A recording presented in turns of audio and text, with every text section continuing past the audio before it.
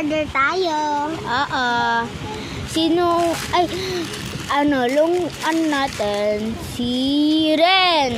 Oo, kaya magkukuha na ako ng pang-scoop ko. Yung paborito niya, di ba, ay blue? Ay, hindi, green. Green, di ba? Of course. Tatlong scoop sa kanya. Sa akin, si Ken naman. 1, isa-isa lang. Baka tayo maubusan. 2, 3. Ito, akin. Uy, nagtapon ka dyan. Ito akin 5. 5 sa akin. Kay Ken. Sa kanya, 3. Sa kanya, Yung blue? black. Yung black Black yung ay... favorite niya.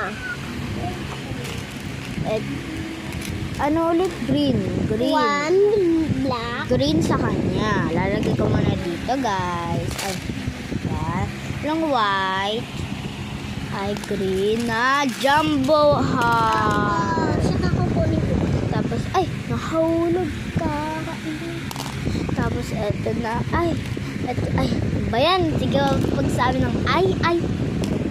Ito naman ay Mag-comment ko na guys. mag-comment kayo dito kung gusto nyo mag-order ng mga kapitbahay lang namin. Mga kapitbahay. Puntahan nyo kami. Or puntahan nyo yung bahay nitong to. I completed. Lalagay ko ng sa bote. So guys, letters naman ako.